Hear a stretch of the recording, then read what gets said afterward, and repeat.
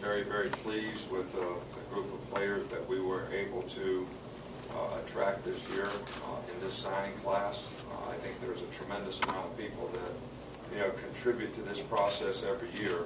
First of all, our staff does a wonderful job of developing relationships with these young men, but we get a tremendous amount of support in the university community, all the way from Dr. Witt, who helps us recruit. Mount Moore does a fabulous job. We have a lot of faculty and people around here who sacrifice Saturday after Saturday to sort of have these guys be able to see what their academic future holds for them here, and we certainly appreciate those efforts.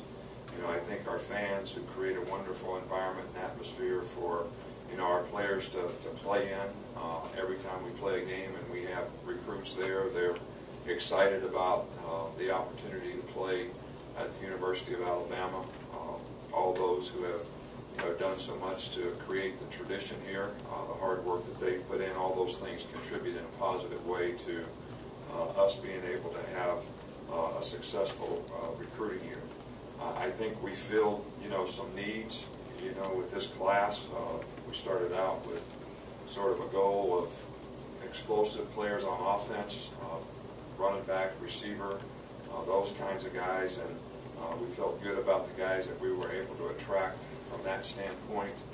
We're obviously losing a lot of very, very good defensive players, and even though we have some good defensive players here, we felt that it was really important to have a really good year on the defensive side of the ball, and we feel good about the 5 defensive linemen, 5 linebackers, 4 DBs that we were able to attract in this class, and certainly the fact that we feel like we got a great specialist in the kicker that we got this year, and how he can contribute to in the future. Very, very positive. We're also able to get some offensive linemen, even though we've got lots of people coming back there. That's a developmental position that these kind of guys are certainly the kind of guys that you want to have in your program to be able to develop for the future. I say this every year, but recruiting is not an exact science, and no one knows for sure how these players are going to develop in the future.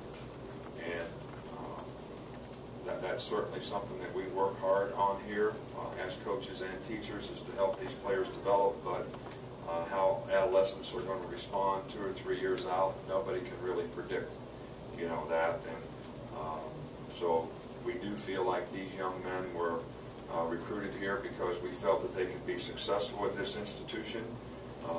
And we also know that sometimes programs are judged just on how many games they win. But I think we pride ourselves in the kind of program we have here in helping the people that are in our program have a better chance to be successful in life because they were involved in the program. And that comes on the personal development side, people making good choices and decisions about what they do and what they don't do so they can take advantage of their gifts. On the academic side, in terms of the history of academic success that you create for these young folks, and the fact that we had 38 players this past year make SEC honor roll, which I think is a record all time in the SEC, is pretty significant. When they ranked the top 10 finishers in the BCS and match them up with the graduation rate, Stanford's first and we're second. So a lot of those things contribute to helping players be more successful in life. I mean, we certainly want to help them develop as football players, and we've had some success doing that in terms of the team success we've had, as well as the number of players that have gone on to contribute and be able to develop careers as football players and play in the NFL. So we're excited and pleased. I think our coaching staff did a fabulous job, not only in recruiting these guys, but the evaluation process that is always critical, especially early on, to decide who the people are that can be successful in your program. Questions? We'll start here. 2 questions, Coach. You had Landon Collins commit to you earlier today. How much upside does a player like that have, and do you think he'll be able to make an immediate impact as a freshman next year? Well, we feel like Landon Collins is an outstanding player. He's a fine young man. Was was in our camps last year and last couple years, and has leadership qualities. He's a great competitor. He's a good student, very bright young guy that I think is going to be very successful here. And you know, we give everybody an opportunity to play as freshmen. The more mature guys that learn more quickly are the guys that have the best chance to contribute, you know, as freshmen. And you know, Landon's demonstrated all these qualities, but we certainly want to bring him along at his own pace, and when he's confident and ready to go, I'm sure he'll be a good player here. Cecil. Coach, new SEC rule in terms of 25 signings to deal with, did that affect you at all as to those? Well, we were actually, I think you'll see that some people, we signed 26 guys. We had one spot available from back, so one of the mid-year guys went back. And all that. I think that you know, this is going to be a rule in the future that is going to be an NCAA rule. But you know, I do think that it was much more difficult management, you know, to hit the number right on, you know, and not go over at all. And I think that, you know, sometimes, you know, for whatever reasons, whether it's medical reasons, academic reasons, maturity reasons, you know, there seems to be there was so much of a negative reaction to this whole idea of what you all call gray shirting. But I think basically what we did is because of the cynical attitude a lot of people have toward whether coaches are really doing what's in the best interest of the young people that we coach, which I sort of resent, to be honest with you, because that's one of the things that we pride ourselves in. We actually took some opportunities away from guys that really wanted to come to Alabama that we couldn't sign, and they couldn't come here because we couldn't offer that option to them. And I don't really see how that's really good for the league. But it is what it is, and we'll manage it in the future. And you know, everybody said they don't want anybody to oversign, but the fact of the matter is if you only have 20 scholarships to give and you sign 25 guys, you're still oversigning. But when you have a large class of seniors, which we did, and have a lot of scholarships available, then you know it's a little more difficult management. Chase. A couple questions, Coach. First, if you could comment on the two junior college cornerbacks or defensive backs, Dixon and Ballou. Well, you know, we were pleased that we were able to get both of those guys. You know, we felt that with DeQuan Minzy graduating and Dre deciding to go out early for the draft, that you always have to assess, you know, do you have potential starters at those positions? And we only usually recruit junior college guys here if we have a need. Most of those guys have been very successful. And we were, you know, Deion Ballou is a guy that we recruited out of high school and thought he was a very, very good player. And, you know, Terrell is a guy that we thought was one of the best junior college corners out there. So, again, we don't know how they're going to progress in our system and our program here, but we're excited about the ability that they have and how they may contribute, and how it gives us a little more experienced, a little more mature player to play at a position that we have a need created by the guys that we lost. And secondly, a follow-up question on Landon Collins. His mother made some critical comments about Alabama in the media in the last week. Could you characterize the relationship you built with her and the other people around Landon? Well, you know, we have a very good relationship with the people around Landon. And, you know, Landon's got a great family. Landon's a great person. We want to do everything that we can to help him be successful in the future. And we think he's a fine young man, and he's got a great opportunity to be successful here. And I just hope that everybody can be supportive in his decision. And, you know, this is kind of a mutual partnership that we have with parents when they send their sons here to develop in our program, that we want to continue to try to develop the principles and values that most parents want for their young folks, and that's exactly what we want for them, just like I want for my own children. So it's a partnership, and We need to have very good relationships to continue that partnership in a positive way, and I'm sure we'll be able to do that with Landon. Just wondering, when you wake up this morning, did you know exactly what you were going to get, or were there any surprises to you when the tax machine started up today? No, we knew exactly pretty much what we were going to get, and we didn't really have any surprises.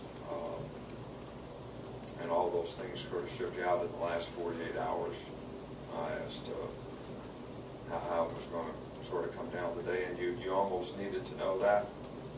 We couldn't send out a bunch of scholarships on a maybe, because if too many guys decided to come here, we would have gotten penalized. So it worked out well from that standpoint. And the fact that we had a lot of guys commit to us a long time ago and stick with those commitments was also a positive thing for us in terms of our management of recruiting this year.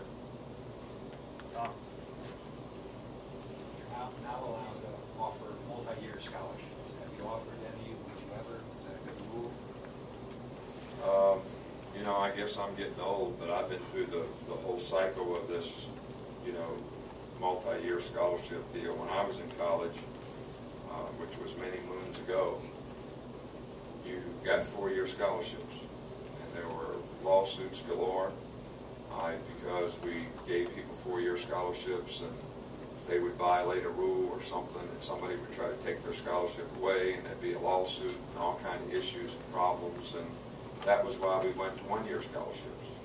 And again, I think this is some people's cynical approach to think that coaches don't have the best interest of the young people that they coach in mind, which I've already said I resent that. And I think that every coach that I know has the best interest of his players in mind. Right? And I don't know of situations where players are not getting treated fairly in terms of what their responsibility is to what they need to do as college football players and student athletes in terms of the rules, academic and behavioral, that they need to represent themselves in the university that they represent with. So I don't really know if it's a good rule or a bad rule. I just been around long enough to know it caused a lot of problems when we had the rule in the past. Did you offer any? I don't comment on who we offer, what we offer, or anything like that. So, Right here on the right. Coach Saban, you take great pride in your defensive system. How much pride do you take in recruiting the people that you feel would be the best fit for your system? I think that's really a key, you know, to having a successful program on offense, defense, special teams, doesn't matter. And I've, you know, talked about this before, but I think the fact that we sort of develop a criteria for what we're looking for in recruiting in terms of the character and attitude and intelligence a guy has, the physical abilities that he has to play the position based on the critical factors that we think are important, and the size and speed that they have to do it, and that's what we look for in players. And I think that when we recruit players that fit our criteria, they have a better opportunity to be successful, and I think we have a better opportunity to be successful in what we do. Back. Coach, I was just wondering, with the new cap, is that something that would be better accompanied with an early signing period? Well, there's certainly a lot of talk about that. You know, I think we have to be careful about an early signing period that would occur before the high school football season, because I think it might affect, you know, guys' motivation to play their senior year, and I certainly would not want to affect, you know, guys' high school careers in terms of what they are looking forward to doing in college. I don't think that would be healthy for the game. And you know, high school coaches do a great job of inspiring and instilling the kind of values that help these guys develop. And we have a tremendous amount of respect for what they do. And it helps us be successful that we have great high school football programs in our state, and our high school coaches do a great job of developing, you know, players. So maybe an early signing period right after, you know, the high school season would be something that would be beneficial. I know it's been discussed, you know, quite a bit before, and I think it probably would be beneficial. All right. That's all we got, Coach. Thank you. All right, thank you.